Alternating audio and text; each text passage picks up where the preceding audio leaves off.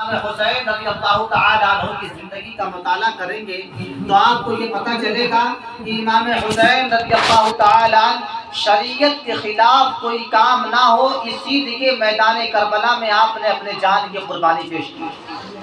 شریعت کے خلاف کوئی کام نہ کرنے پائے، شریعت میں کوئی مداخلت نہ کرنے پائے، نئی نئی باتوں کا ایجاد نہ کرنے پائے، اسی لیے حضرت امام حسین رضی اللہ تعالیٰ عنہ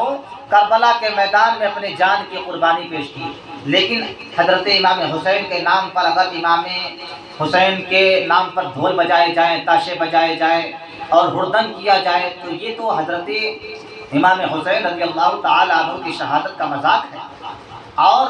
ہم امام حسین رضی اللہ تعالیٰ عنہ کے طریقے پر نہیں چل رہے ہیں بلکہ یزیدیوں کے طریقے پر چل رہے ہیں۔ آپ دیکھیں اللہ تعالیٰ نے قرآن مقدس میں کس کا طریقہ ہمارے لیے بہترین طریقہ بتایا،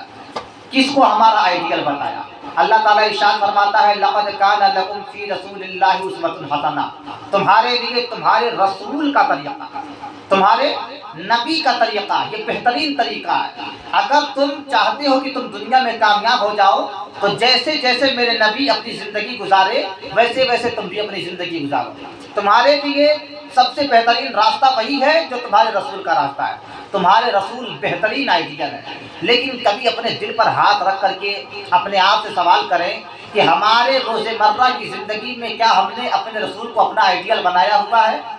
کیا ہم رسول پاک صلی اللہ علیہ وسلم کے طریقے کے مطابق اپنی زندگی گزار رہے ہیں؟ کیا رسول پاک صلی اللہ علیہ وسلم کے فرمائے ہوئے باتوں کے مطابق اپنی زندگی کو گزار رہے ہیں؟ تو ہم صبح سے لے کر شام تک اپنی زندگی کا جب مطالعہ کرتے ہیں، محاسبہ کرتے ہیں تو پتہ چلتا ہے کہ ہماری پوری زندگی میں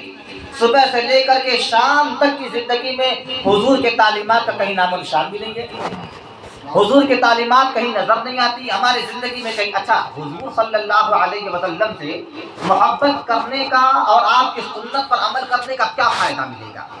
کیوں اللہ تعالیٰ نے فرمایا کہ تمہارے لیے بہترین آئیڈیل، تمہارے لیے بہترین راستہ